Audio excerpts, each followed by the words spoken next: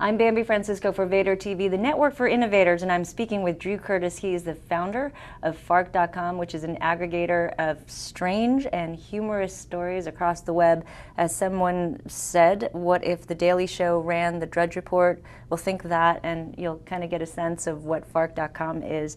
Drew, thanks for joining us. Yeah, no problem. All Thanks. the way from Kentucky. Yep, that's right. Well, I commuted in this morning on a plane, so no big deal. Okay. You have 4 million unique visitors, 60 million page views per month.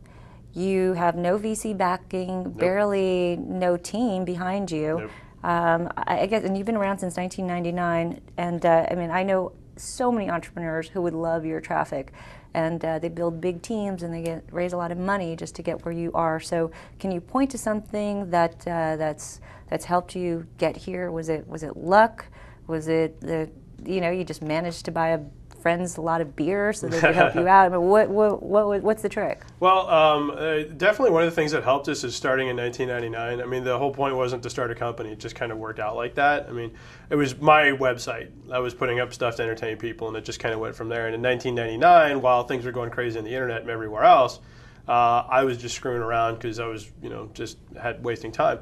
2000, 2001 rolls around, the bottom falls out of the ad market, and so in a way the best thing that happened to us is that because there wasn't this roaring ad market, there was no reason to jump out there. In fact, we had every reason in the world just to kind of sit back and take our time. Sure, but you didn't have to spend on anything, so we didn't have to worry about making money. Well, that's the same thing, yeah, and that's part of the reason why we still haven't gotten any money today is because there isn't a lot we could do with it for the most part. I mean, once you build the audience, that's 9/10 of what everybody's trying to do with a new internet product, and we've got that. The hard part is done. And you're profitable. What are your margins? Yeah, do you talk about them? Do you talk about your revenue? Not in specifics, but I mean, they're about as good as you would think they would be having a really small team and no overhead. Okay. Well, how do you've got to have somebody managing the team, or you've got to have some people at least moderating you edit some of the content, right? So how does it work? Who's working for you, part-time, full-time, and we've got about 16 moderators that kind of come through the comments and make sure that they're nice, because in general, if you let comments go just willy-nilly on the internet, it turns on to just garbage overnight. You've probably seen some stories about how the LA Times ditched their commenting system completely because it was just so out of control, and the Miami Herald is considering doing it. You have to take real care of it, and one of the things you can't do is throw the door wide open and let anybody say anything, because then you're out of luck. What we tell people is that you can say whatever you want to, but it's context, not content, that we're interested in. If you have a message that this sucks, if you just say that, we're not going to allow it. But if you say this sucks and here's why, blah, blah, blah, then that can stay. So who do you get? I mean, are these paid, these 16 editors or moderators? What do you call them? Editors, moderators? Yeah, that's right. So are they paid? Are they paid full-time? We give them a little money. It's all part-time, though. There really isn't enough to do on a full-time basis. We draw them from the community. With that much with that many visitors and believe it or not? Yeah, believe it or not, there isn't that much to do with it. Because we basically pull people that are already reading a lot of comments. And you ask them and you say, hey, you want to be an editor? Here's how you want to be a moderator. If so, here's how we would delete, have at it. And what's the incentive? Oh, you give them a little bit of money. They're already doing it anyways. So for them, they don't consider it to be an extra thing. It's kind of a status deal for them, and it's a lot of fun. I mean, as it turns out, it also is a really fun group of people. We get together once a year in Kentucky. Just got done doing it a month ago, and hanging out with these people is great. How do you? I noticed that you have a lot of comments. So people post or submit a link, and yet they come back and they actually comment on the Fark site. So you've built a community there. How have you encouraged this type of engagement? How did you start that engagement? It was kind of an accident. I added comments just to see, because I was doing some coding work trying to figure out if I could write the thing. So it was kind of an afterthought. And it turned out it just kind of took off. People started making friends with each other in the comments threads and whatnot. And so now it's a kind of community where you see a really interesting thing with Quantcast shows usage statistics. Not necessarily like how many people come to page views and uniques, but also like who they are and what they're doing. And what's interesting is that our usage patterns resemble a social network. All news aggregators look like each other. All social networks look like each other. But we're a news aggregator that looks like a social network. Do you want to be a social network? Do you Not particularly, but now that we've got this data, I guess we ought to do something about it. So you know, Fark social network. I mean, that's a tight knit group. Yeah, well, it is, and that apparently is what people are actually using it for. So as a result, now I guess we should probably add some more features. That kind of is a great example of how Fark has evolved, though, over time, because basically we're just throwing stuff up against a wall and seeing what sticks. We'll roll out features very slowly. If one of them works really well, then we'll keep doing it. And if it fails, we just drop it and move on. Yeah. How are you, because I'm sure some people say that it's very similar to Dig. I mean, you started before Dig or Reddit or any of those sites that I'm sure, okay, copycat, Fark copycat. But anyway, you started. This is not like rocket science, it's a bunch of links, whatever. Okay, so, well, I guess how do you differentiate yourself? Because people can actually Dig, or they can also use Reddit. They could use a number of sites that they can, post their interesting, funny stories. So how do you differentiate yourself from the sites? Well, all of those guys are actually trying to be news. We're not. I mean, you can actually see right up here at the top, it says it's not news, it's Fark. So that kind of clues you in as to what we're actually trying to do here. So we're actually not trying to be the best news of the day. We're actually just screwing around. We're having a good time. We're more comedy-centric. On top of that, one of the other major differences with us is something which I call Web 3.0, which is editing. I think that's the next advance in social content, is getting somebody in there to edit it, because it sucks. Social content is horrible. When you get a whole bunch of monkeys and typewriters going at each other, the product they crank out is awful. And it's very susceptible to people ganging up and rigging the votes and whatnot. Like, for example, if you go to any news aggregator that relies on pure voting, you'll see a ton of political stuff out there, because the politicians have gotten their little packs together and they've gotten their people to go out there and vote this stuff up. So it kind of gets hijacked by all these other special interests. And the thing is, if you removed all of the filters entirely from other news aggregators, you end up with pornography and car crashes. And that's basically it. So with the editing on the top of it, you basically then can take, there is a lot of good material coming in, but people don't necessarily see that or vote on it quickly. So what we do is we kind of usurp the process and say, okay, we're going to go ahead and we'll choose this for you. Now, that's not something that can necessarily work as a concept for a site. It just turns out we're good at doing it, luckily.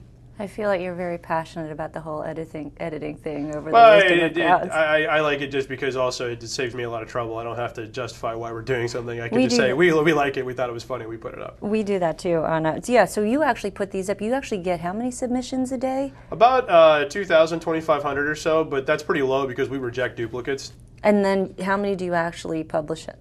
About 100, depending, give or take, on what's going on. On a slow news day, actually, we'll put more up, because on slow news days, they do more garbage news. And part of your model is people pay a certain amount to actually get access to all of the content that's submitted? Right, that's our subscription part of the site, and I still have yet to figure out why anybody signs up for it, but I'm really glad they do. Like because $5 a month? It's an additional revenue stream. How many subscribers do you have? It's about 5,000 right now. But is the bulk of your revenue comes from, like, what percentage of your revenue comes from advertising? Advertising is now passing it up, but it depends on what month we're talking about. Like, we're in quarter one right now, so it's horrible. But, quarter four was pretty good, so, it just depends on what time of year we're talking. Okay. So we talked about Dig and Reddit, your differentiation. So what's the future of Fark? Reddit was bought. Dig is for sale. Where do you see Fark going? You've been doing this since 1999. Yeah. But you're having fun, so you can do this for a long time, yeah. And you're profitable. So I love it. I would, if I could, I would continue to do this for the rest of my life. But unfortunately, unlike say like your Nick Dentons of the world, I didn't have a sale of a .com company to back me up and make my bank account fill up with cash. So as a result, I've got a wife and kids, and if anybody came along and offered me something phenomenal for it, I would absolutely sell in a heartbeat. But that being said, it's also the last thing I would want to do. Or like I tell people, it's like, what if in the process of doing something that you love more than anything else in the world, in order to, if you sold it, that meant the one thing you couldn't do anymore. Yeah. And that's kind of what we're faced with. Yeah, yeah. No, Yahoo launched Yahoo Buzz. Yes. That's amazing. Really? Oh my God! Have you seen the initial statistics from that thing coming back? It's the traffic that thing is generating is beyond phenomenal. Wow! It blew past Dig in a heartbeat. Apparently, links from Buzz are measured in millions of uniques, which is amazing. Because like links from Fark are like 20,000 to 100,000 maybe. So how is that competitive to your site? I mean, they're going to also have humorous. Not really. I mean, it sounds like they're edited also. From what I was reading, basically stuff that gets buzzed up on Yahoo may appear on the front page of Yahoo, but I think that's their killer app is that the front page of Yahoo has got millions of uniques on it. Sure. And now they're driving a whole bunch of traffic, and what they've done is they implicit in the link going out, you have to agree to give them part of the advertising revenue back. It's absolutely ingenious. So you're not nervous about them? You're not nervous about that? They're still trying to be news.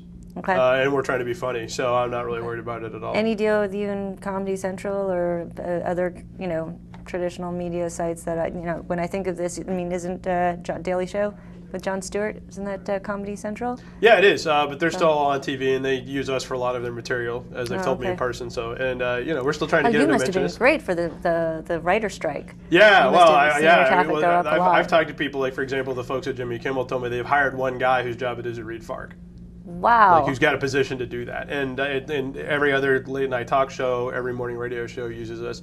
And it's great. We're trying to get them to mention us more often, because obviously that would help. But it doesn't need to be every day, because that's just a pain in the ass. Okay. Final question. What kind of CPMs are you getting with that type of, I don't know, what kind of advertisers, or what advertisers would pay for that type of our problem content? is our site is really kind of general subject, so you're not talking about anything much more over like a $5 CPM, and the sell-through rate's been a challenge because media buyers don't like to buy on sites that they've never heard of. And what we've discovered with Fark is that people who are busy have not heard of Fark, which is usually the boss of the people buying the ads, who have no idea. So they come back and they say, well, I bought some ads on the Washington Post, the New York Times, and on Fark, and they say, what is that?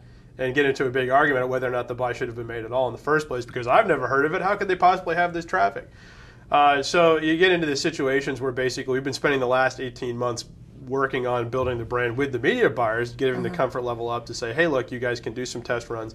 See that it works. Our community has responded better than most people's communities out there. Based on information I've gotten back, I've been told that it's a double-edged sword. Our advertising performs on our site the best and the worst they've ever seen, depending on what it is, because basically Smack the Monkey, win $10,000 gets no traction whatsoever. But if you come up with a really good advertising campaign, like to make a really good example, the California Dairy Council, of all people, came up with one involving UFOs abducting cows because they had really brittle bones and they needed the milk to get stronger or whatever.